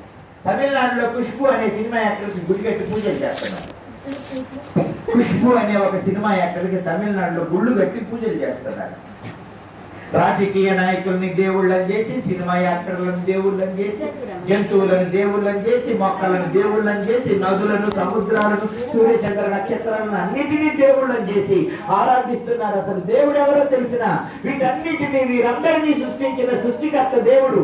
ఆ దేవుడు ఎలా ఉంటాడో చూపించడానికి మానవ రూపం ఎత్తి యేసు ఈ లోకానికి వచ్చాడు. Who is God? You know, Jesus is the God in skin. Yesu ప్రభువే శరీరములో రక్త మాంసములలో ప్రత్యక్షమైన దేవుడు. చెప్పండి కొట్టి దేవుడికి రక్త మాంసములలో ప్రత్యక్షమైన దేవుడు యేసు. ఈ సృష్టిని సృష్టించిన సృష్టికర్త యేసు. ప్రజలకు దేవుడి పట్ల భయం ఉంది, దేవుడు అంటే ప్రేమ ఉంది, దేవుడు అంటే భక్తి ఉంది. కానీ దేవుడు అంటే ఎవరో తెలియలేదు. అందుకే దేవుడు తానే దేవుడునని చెప్పి దేవుడు ఎలా ఉంటాడో చూపించడానికి ఈ లోకానికి వచ్చాడు.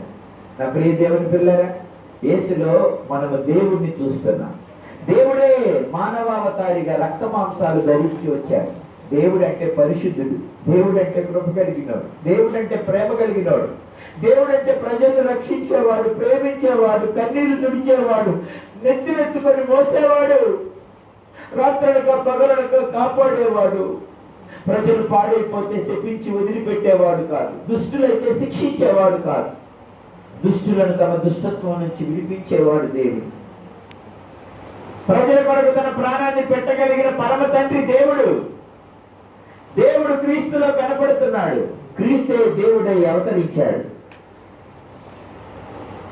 చీమలకు చీమల రూపానికి ఎత్తి చెబితే గానీ చీమలకు అర్థం కాదు. మానవులు నెత్తిలో కొట్టుకున్న చీమలకు అర్థం కాదు.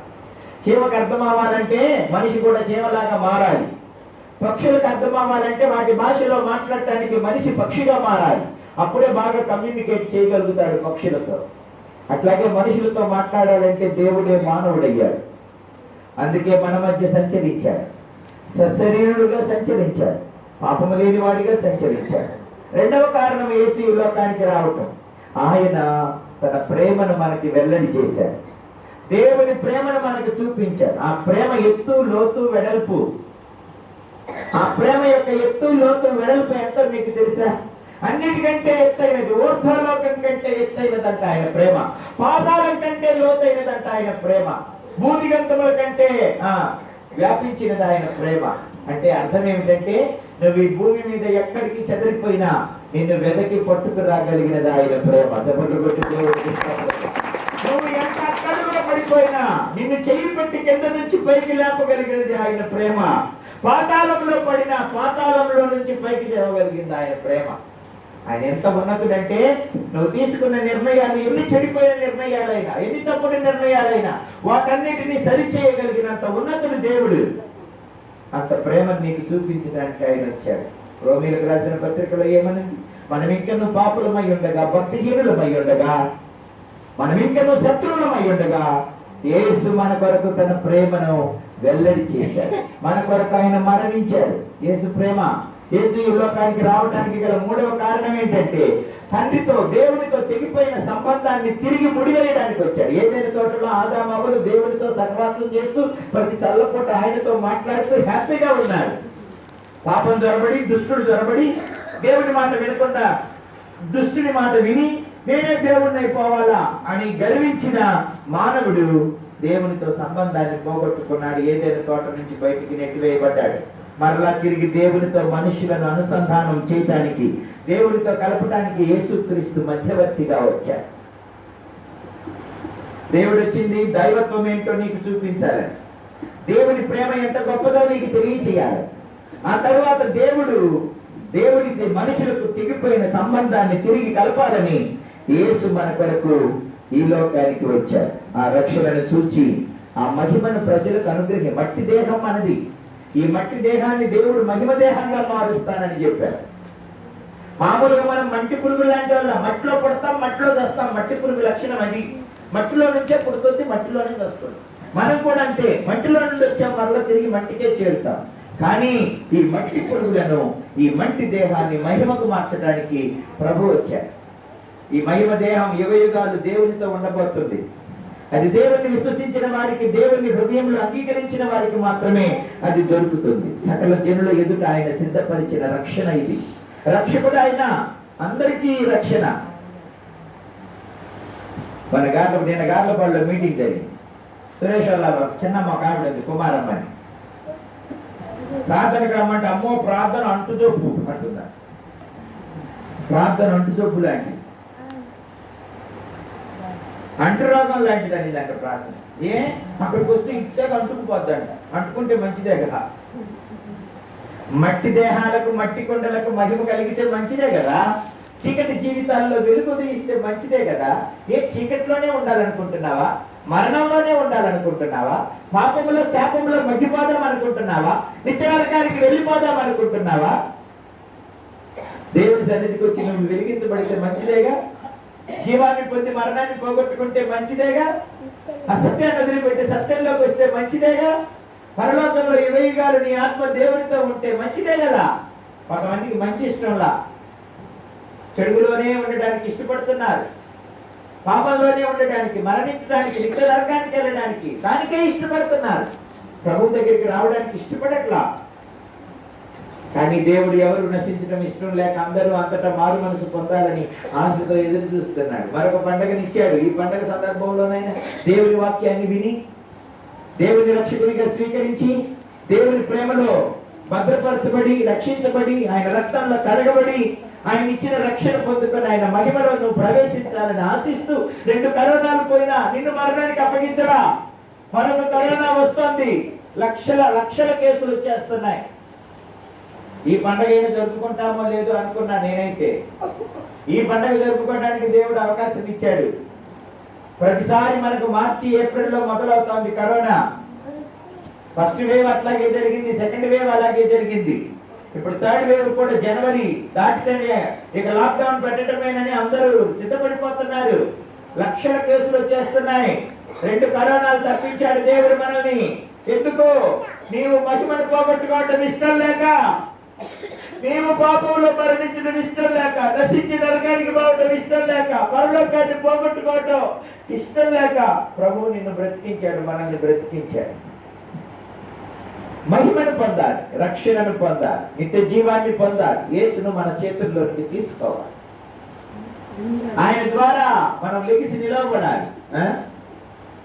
లూకాసు వార్తలోనే ప్రవచనం కంటిన్యూ చేద్దాం. 33 యోసేపు ఆయన తల్లియు ఆయనను గూర్చి చెప్పుబడిన మాటలు విని ఆశ్చర్యపడ్డారు.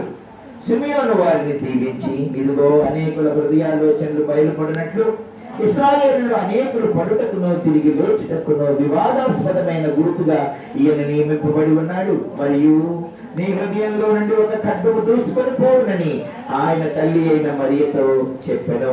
అయిపోయింది అందరితో సిమియోను యొక్క చరిత్ర, సిమియోను యొక్క పాత్ర అయిపోయింది అందరితో. 3 విషయాలు చెప్పాడు. దేవుడు నీ హృదయాలోచనలను బయలుపరుస్తాడు. అందరి హృదయాలోచనలు ఆయన బయలుపరుస్తాడు. అందరి హృదయాలు ఎరిగిన దేవుడు, అందరినీ రక్షించేవాడు, అందరినీ మహిమకు మార్చేవాడు, అందరినీ పరలోకం చేర్చేవాడు. హృదయాలోచనలు బయలుపరుస్తాడు. నీ హృదయాన్ని జాగ్రత్తగా కాపాడుకో, హృదయాన్ని శుద్ధి చేసుకో, హృదయాన్ని దేవుని ఆత్మతో నింపుకో, పరిశుద్ధాత్మతో నింపుకో. ఆత్మ సంగతులు నీకు అర్థమవుతాయి. పరిశుద్ధాత్మతో కనుక హృదయం నింపకపోతే మనకు ఆత్మ సంగతులు అర్థం కావు. శరీరానుసారులు శరీర విషయం యందు మనస్సు ఉంచుతారు, ఆత్మానుసారులు ఆత్మ విషయాలు యందు మనస్సు ఉంచుతారు. శరీరానుసారమైన మనస్సు మరణం, ఆత్మానుసారమైన మనస్సు జీవం. జీవాధిపతి అయిన యేసుని ఆత్మతో వెంబడిస్తే నిత్య జీవంలో ప్రవేశిస్తావు. యేసుని కనుక నీ హృదయంలో విశ్వసించకపోతే నువ్వు నశించి నరకానికి వెళ్తావు. కనుక మనము ఆత్మానుసారులమై ఆత్మపూర్ణులం అవ్వాలి. హృదయాలోచనలను బయలుపరచు దేవుడు మన హృదయ స్థితిని బాగు చేసే దేవుడి దగ్గరికి రావాలి. 2వ విషయం, ఇశ్రాయేలులో అనేకులు పడుటకును తిరిగి లేచుటకును వివాదాస్పదమైన గుర్తుగా ఆయన నియమించబడ్డాడు. అవును, కొందరికి ఆయన అడ్డుపడ్డే, కొందరి జీవితాలకు ఆయన అడ్డుపడ్డే. ఏంటి దేవుడు మా సరదాలకు సౌఖ్యాలకు అన్నిటికీ అడ్డొస్తాడు? వస్తాడు. మరి నువ్వు నాశనం వైపు పరిగెడతానికి అడ్డురాకి ఏం చేస్తాడే? కొంతమంది లోకంలో భక్తిహీనతలో, లోకంలో పాపములో, అన్యాయంలో, అక్రమాలలో, అపవిత్రతల్లో పరుగెడుతున్నారు. అట్లాంటి వాళ్ళకి ఆయన అడ్డుపడ్డే, ఆగో, ఎంత దూరం పరిగెడతావు, పరిగెత్తబాక, నిలబడవు అంటాడు. అడ్డుపడ్డే ఆయన తట్టుకుంటే ముందుకు పడతాం.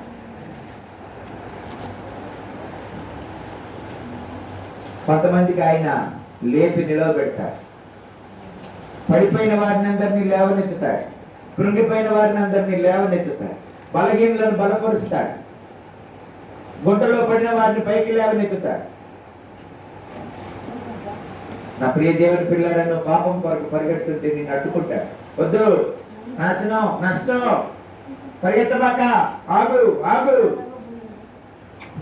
ఒకవేళ నువ్వు బలహీనపడి క్రింద పడిపోయి అప్పుల్లో, అనారోగ్యంలో, అవమానాల్లో, అపజయాల్లో, మోసంలో, నష్టంలో పడిపోతే నిన్ను లేపి నిలబెడతాడు. లే, నేనున్నా, లే, నీకు నేనున్నా. అర్థమైందా?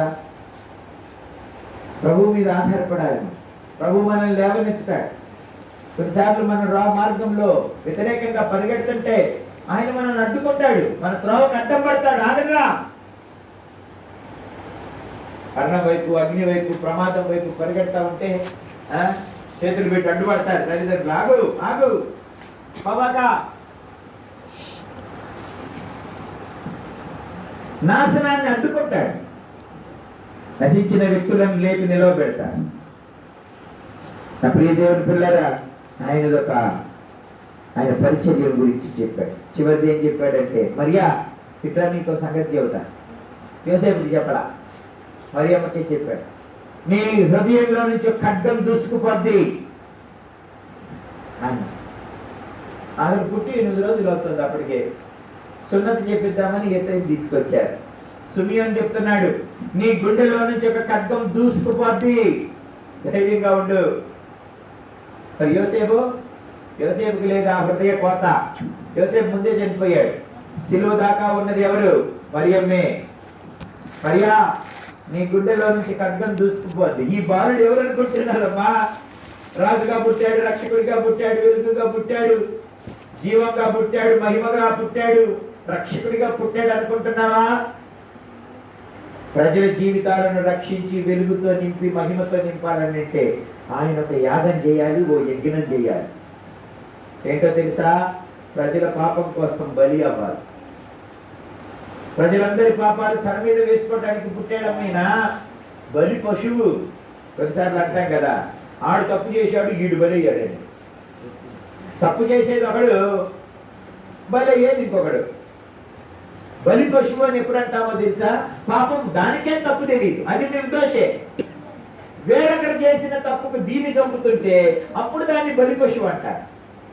బలియాగం అంటేనే అది. ఒకరికి మారుగా వేరొకరు, ఒక దోషికి మారుగా ఒక నిర్దోషి బలి అయిపోతే దాన్ని బలియాగం అంటారు. బలి అంటేనే అది. వీడు బలి అయిపోయాడురా పాపం, ఆడు చేశాడు కానీ వీడు బలి అయ్యాడురా అంటారే.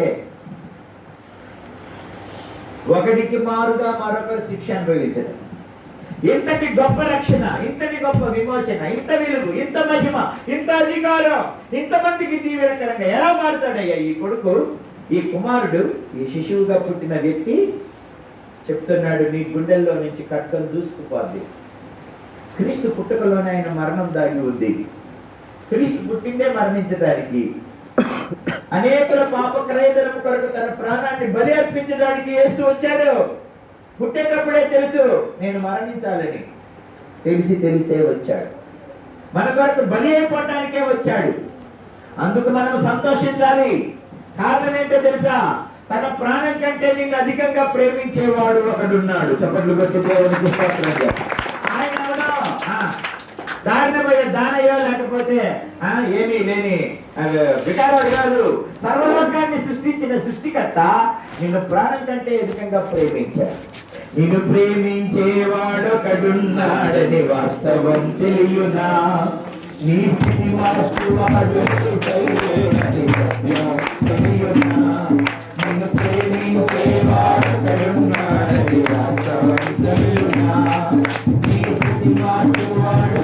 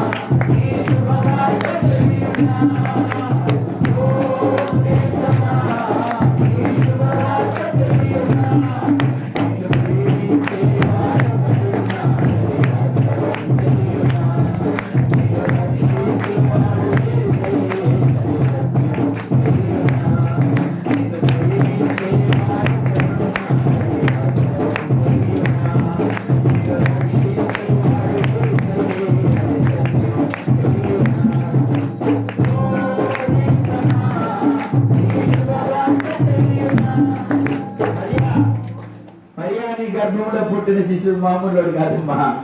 సర్వమానవాళి పాపం కోసం బలి అయిపోవటానికి వచ్చిన దేవుని గొర్రెపిల్లమ్మా, బలి పశువమ్మా.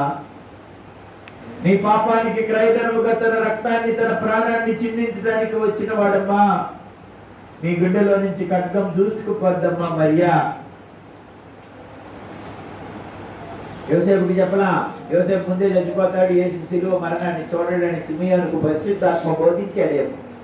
మరియా నువ్వే ఉండేది, సిద్ధపడవమ్మా. నీ కొడుకు ఎందుకు వచ్చాడు? లోక కళ్యాణం కోసం వచ్చాడు, పాప విమోచన కోసం వచ్చాడు, ప్రజల జీవితాల్లో వెలుగు నింపడానికి వచ్చాడు, పాపాన్ని తొలగించడానికి వచ్చాడమ్మా నీ కొడుకు. దేవుడే నీ గర్భాన్ని కొడుకుగా పుట్టాడమ్మా. నా ప్రియ దేవుని పిల్లరా, నీ కొరకు పుట్టిన ఈ ప్రభువును చేతుల్లోకి తీసుకో, హృదయంలో చేర్చుకో, ఆనందించు, స్తుతించు. అమ్మా ఎక్కడో చాట కూర్చోమ్మాయి, ఆమె జరిపి కూర్చోకపోతే ఏమైంది?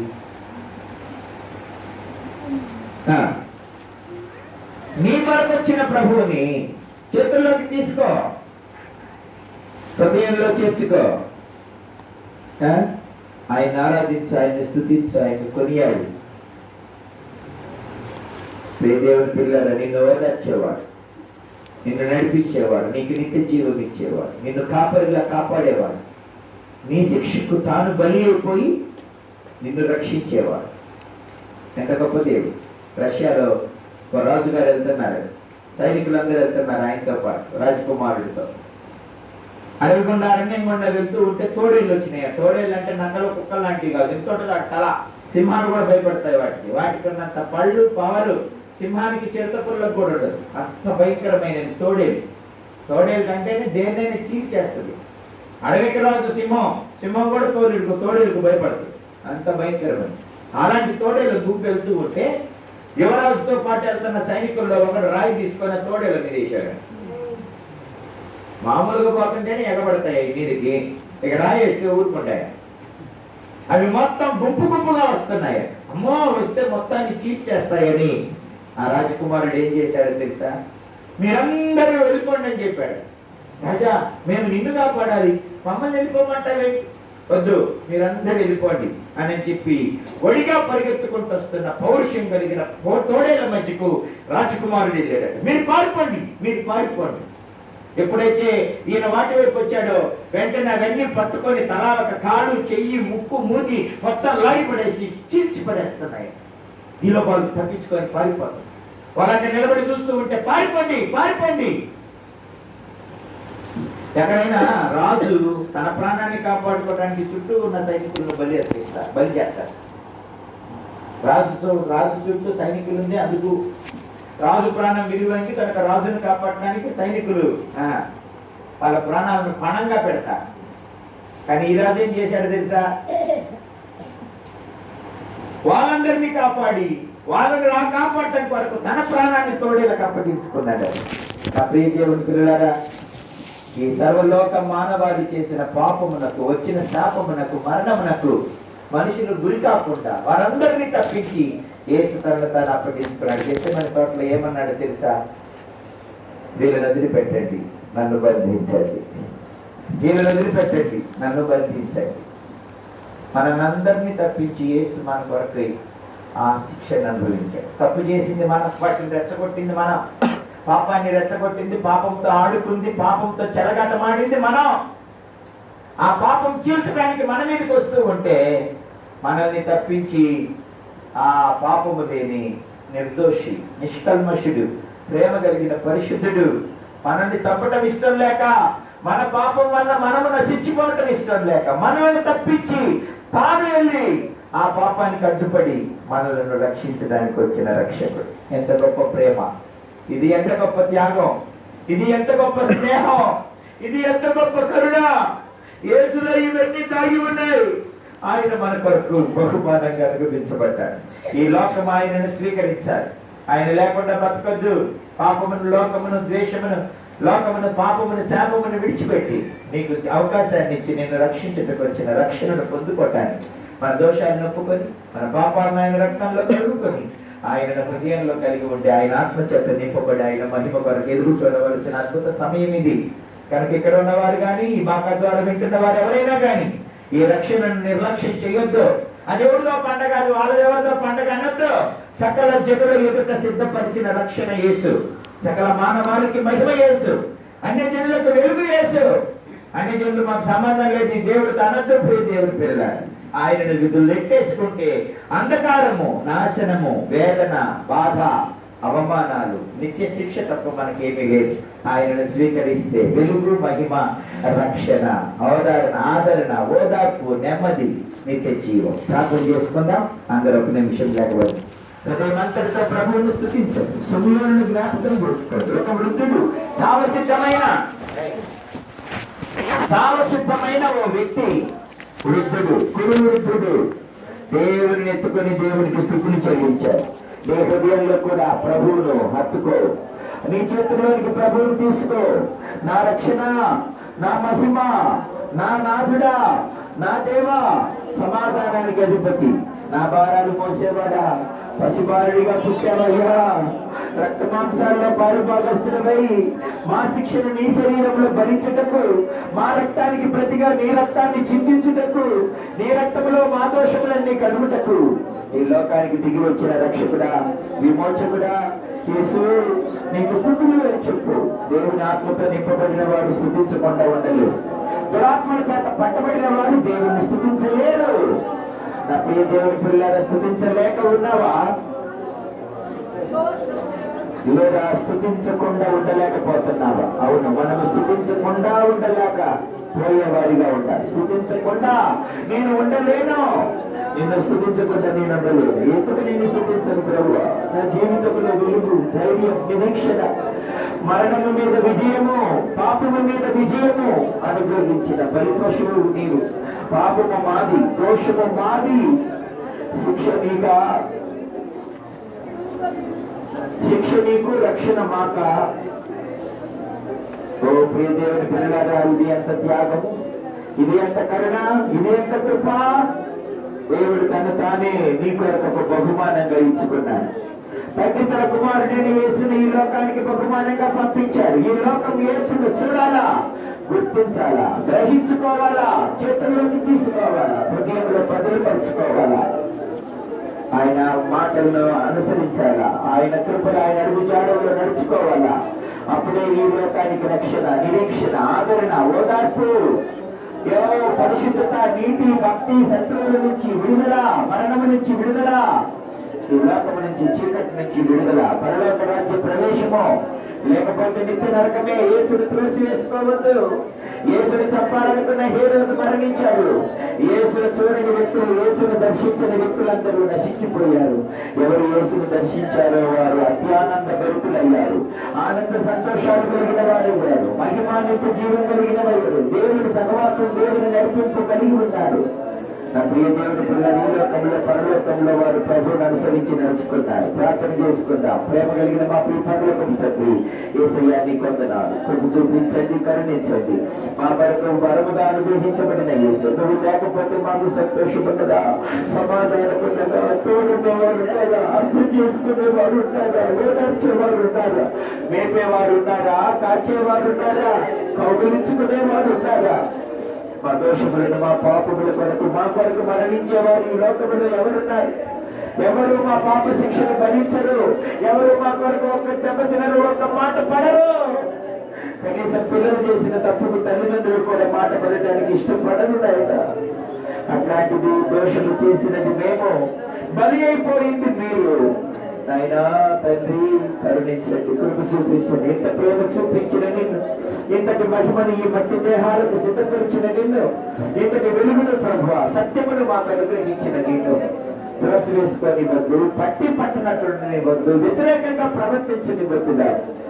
జ్ఞానులు, గొల్లలు నీ పాదముల మీద పడి ఎలా నిన్ను ఆరాధించారు, సిమియోను నిన్ను ఎలా ఆరాధించాడు, హన్నా నిన్ను ఎలా ఆరాధించిందో మేము కూడా అలాగూ ఆరాధిస్తున్నాము. మా ఆరాధనలకు యోగ్యుడా, మా స్తుతులకు పాత్రుడా, మా జీవాధిపతి, ఆకాశ మహాకాశాలు పట్టజాలని నాథుడా, ఓ సార్వభౌముడా, సర్వాధికారి, మమ్మలను రక్షించుటకు రక్త మాంసములలో పాలు భాగస్తుడమైన వాడా, ఆ పిల్లలు రక్త మాంసములలో పాలువారైనందున ఆయన కూడా రక్త మాంసములలో పాలువాడాలను.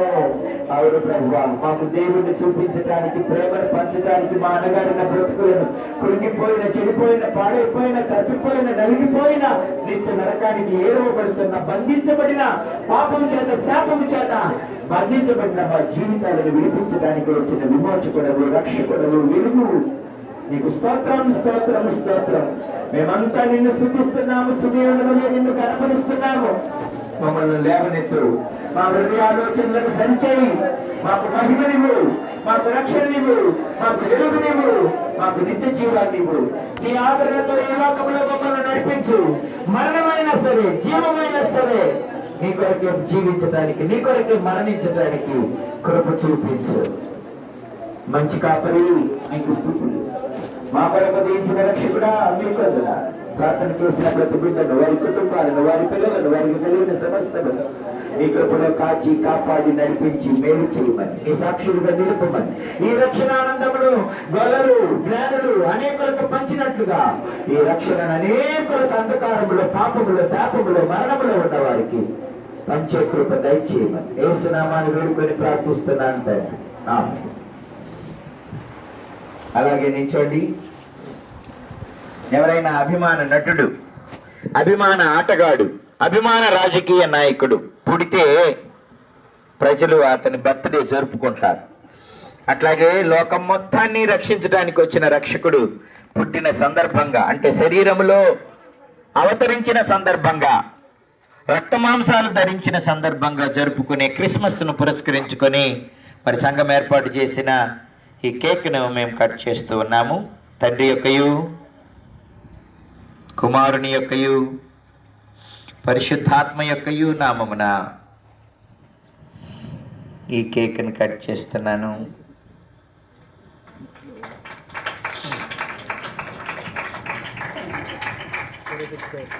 Happy Christmas.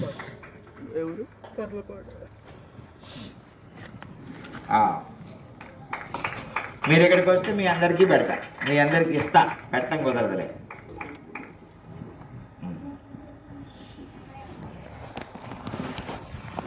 మరి చక్కని డెకరేషన్, రంగులు చాలా చక్కగా చేశారు సంఘం. పొక్కనూరు సంఘస్థులందరికీ కూడా నేను ప్రత్యేకమైన శుభాలు, కృతజ్ఞతలు తెలియజేస్తున్నాను. ప్రభువే మన అలంకరణ. ప్రభువును కలిగి ఉన్న జీవితాలు ఎంతో ధన్యం. కనుక ఆ ప్రభు యొక్క ప్రేమ మాధుర్యం, రక్షణానందం అనేకులకు పంచిపెట్టేవారుగా మనము, మన సంతానము ఉండునట్లుగా ప్రభువుకు మిమ్మల్ని మీరు అప్పగించుకోండి. మన కొరకు బలి అయిపోయిన క్రీస్తు కొరకు మీరు సజీవ సాక్షులుగా నిలవబడితే మీకు, మీ బిడ్డలకు దేవుడు గొప్ప భాగ్యాన్ని ఇస్తాడు. ఏమున్నాయి అవన్నీ?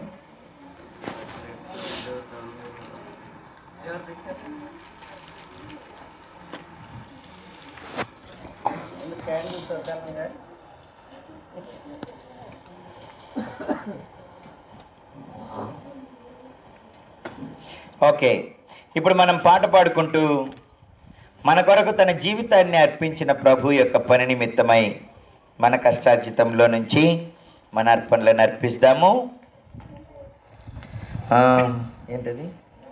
పశుశాలలో నీవు పవళించినావా, పరమాత్ముడవు నీవు, పసిబాలుడవు కావు, పసిబాలుడవు కావు, పశుశాలలో నీవు. ఇక్కడికి వస్తే మీకు ఒక కేక్ ఇస్తా అర్పణ అర్పించాక.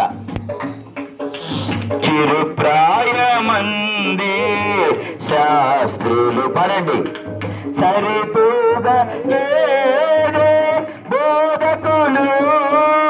చిరుప్రాయమందే శాస్త్రులు, సరితూగా లేదే బోధకులు.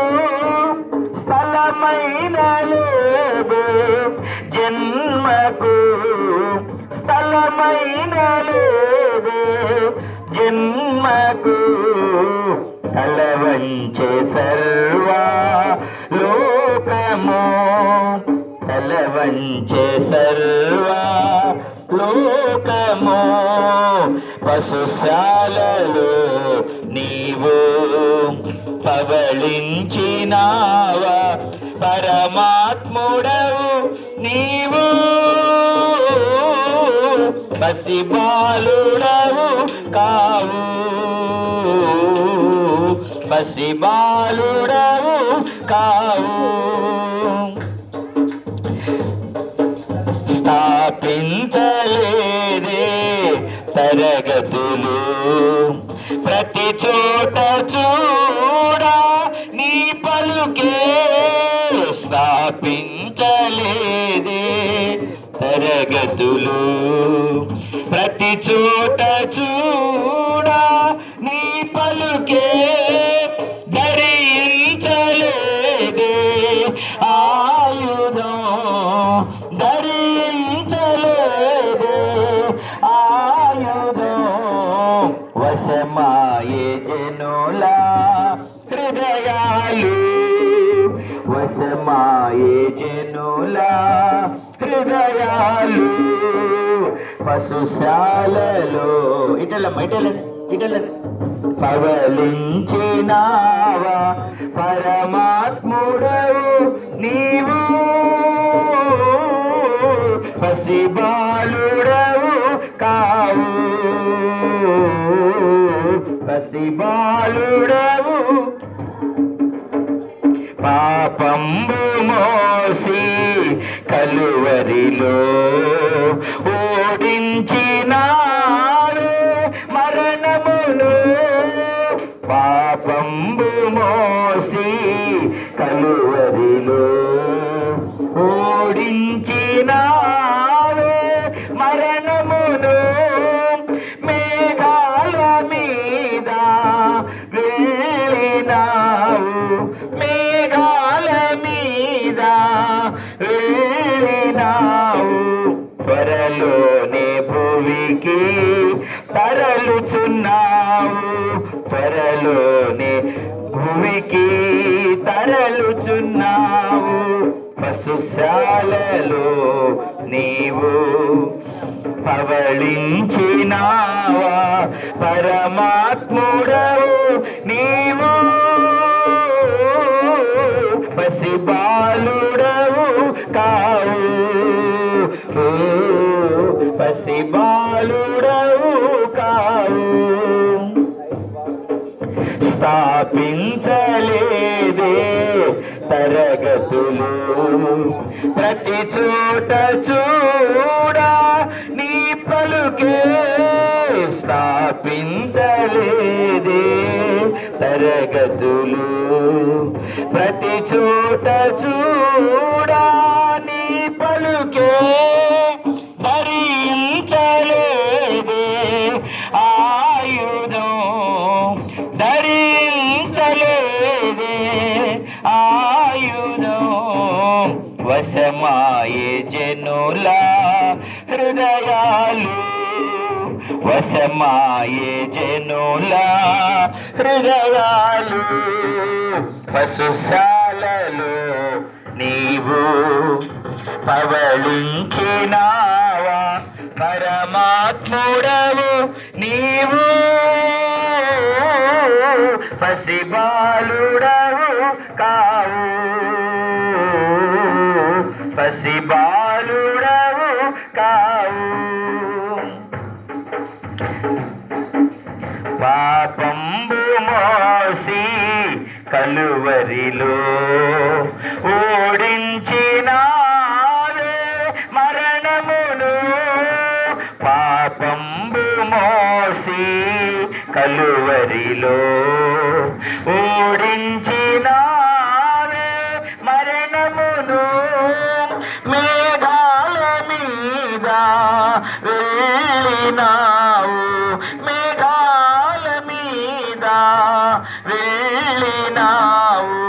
త్వరలోనే భూమికి తరలుచున్నావు, త్వరలోనే భూమికి తరలుచున్నావు. ఉన్నావు, పశుశాలలో నీవు పవళించినావా, పరమాత్ముడవు నీవు, పసిబాలుడవు కావు, పసిబాలుడవు కావు. ముగింపు ప్రార్థన ఆశీర్వాదం. ఎవరు? ప్రియాంక బాగుంటాడా?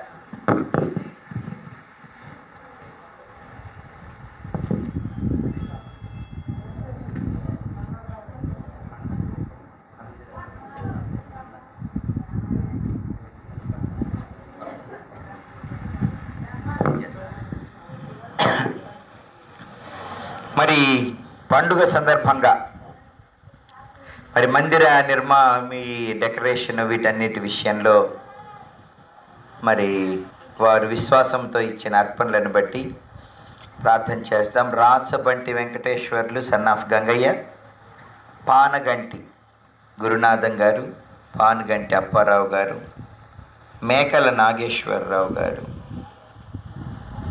హనుమాయమ్మ. మరి వీరు మరి మన మందిరానికి రాకపోతున్నప్పటికీ మందిరపు పనుల విషయమై విశ్వాసంతో ప్రభు పట్ల వారికి ఉన్న ప్రేమను తెలియచేస్తూ మరి అర్పణలు పంపించారు.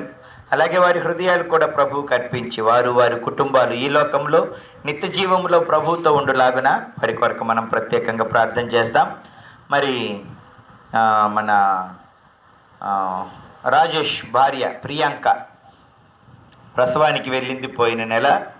మరి దేవుడు ఈరోజు ఉదయం 7 గంటలకి 7:30కి మరి మగబిడ్డనిచ్చి దేవుడు ఆ బిడ్డను ఆశీర్వదించాడు అని వింటున్నాం. దేవునికి స్తోత్రం. దేవుడు మనతో ఉంటాడు, మనకు ఫలమిస్తాడు, జయమిస్తాడు, నడిపిస్తాడు. ఈ లోకంలో మనం ఆయన నీడలో బ్రతకటం మనకు క్షేమం. మంచిది. ఇప్పుడు వీరి కొరకు ప్రార్థన చేస్తాను. ఆ తర్వాత ముగింపు ప్రార్థన శ్యామ్ గారు చేస్తారు. ప్రేమ కలిగిన తండ్రి యేసయ్య మీకు వందనాలు.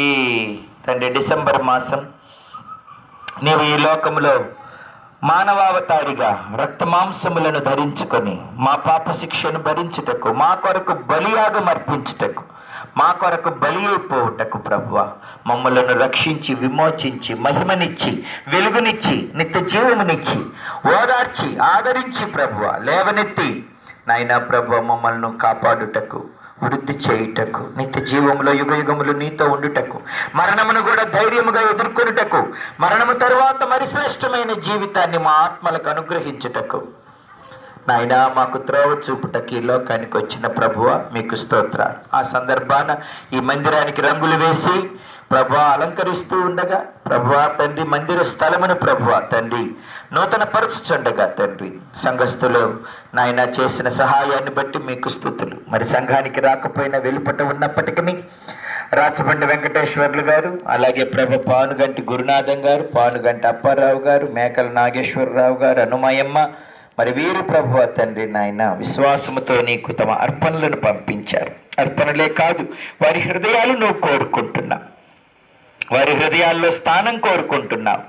ఈ లోకంలో మా హృదయాల్లో మీకు స్థానం ఇస్తే ఆ గొప్ప రాజ్యములో మరణము లేని, వేదన లేని, దుఃఖము లేని, పాపము లేని, భయము లేని ఆ అద్భుత రాజ్యములో, ఆ వెలుగు రాజ్యములో ప్రభువా తండ్రి మాకు నిత్య జీవాన్ని ఇచ్చే గొప్ప దేవుడు. ఈ ప్రియులను రక్షించండి, నీ సన్నిధికి నడిపించండి. వారి ఆత్మలలో నిజ రక్షకుడవు, మార్గము, సత్యము, జీవమయ్యున్న నిన్ను ప్రతిష్ఠించుకొని ప్రభువా సమాధానముగా జీవించినట్లు, మహిమను పొందినట్లు వారికి మీరు కృప చూపించండి. ప్రియాంక గర్భఫలం విషయంలో కృప చూపించి తల్లికి బిడ్డకు క్షేమం ఇచ్చి నాయన మీరు అనుగ్రహించిన సంతానాన్ని బట్టి మీకు స్తోత్రం. కరుణించండి, తల్లి బిడ్డను భద్రపరిచి వృద్ధి చేయండి, నీ సన్నిధిలో నిలపండి. ఇంకా సంఘము పని విషయంలో, ఈ డెకరేషన్లు, ఈ రంగులు విషయంలో శారీరక శ్రమ, ఆర్థిక సహాయము ప్రభు ఎంతమంది చేశారో వారందరినీ నువ్వు చూస్తున్న దేవుడు. మేము గుర్తిస్తే కాసేపు నలుగురిని మైకులో చెబుతాం, నువ్వు గుర్తిస్తే పరలోకంలో రివార్డులు ఇస్తావు. ఈ లోకములో రివార్డులు ఇచ్చే దేవుడవు, బహుమానములు ప్రతి బహుమానములు ఇచ్చే గొప్ప దేవుడవు. ఒక్కసారి నీకు మేలు చేసిన మర్చిపోయే దేవుడవు కాదు. అనేక సార్లు వారికి వారి పిల్ల పిల్ల పిల్ల పిల్ల తరానికి ఈ భూమి మీద నిలిచినంత కాలము మేము చేసిన ఒక్కసారి మేలుకు కూడా ప్రభువా నువ్వు మరలా మరలా ప్రతిఫలం ఇచ్చే దేవుడు. అలాంటిది నిత్యము నీ సన్నిధిని కనిపెట్టుకొని నీ సేవకులను ఆతిథ్యం ఇచ్చి ప్రేమిస్తూ, నీ మందిరమును ప్రేమిస్తూ, నీ సన్నిధిలో నిలుస్తూ ప్రభువా నీ పనులు చేసేవారికి నువ్వు ఎలాంటి గొప్ప బహుమానాలు ఇస్తావు. నా ప్రియ ప్రభువా నీకు స్తుతులు. మరలా మరలా మరలా మరలా ఈ లోకములో పరలోకములో శాశ్వతమైన అశాశ్వతమైన ప్రతి దీవెన నీ బిడ్డలకు అనుగ్రహించి వర్ధిల్ల చేయండి. సంఘంలో ఉన్న ప్రతి కుటుంబాన్ని, ప్రతి వ్యక్తిని నీవు వ్యక్తిగతముగా రక్షించి కాపాడి వృద్ధి చేసి నాయన ప్రభువా నీ నిత్య రాజ్యమునకు చేర్చండి. నీ గొప్ప శాంతి, సమాధానం, నెమ్మది, రక్షణ, సంతోషం, దీర్ఘాయుష్యు, పరిపూర్ణ ఆరోగ్యం, నీ కాపుదల, నీ పోషణ, సంరక్షణ సమృద్ధిగా అనుగ్రహించమని యేసు నామాన్ని వేడుకొని ప్రార్థిస్తున్నాను తండ్రి. ఆమేన్.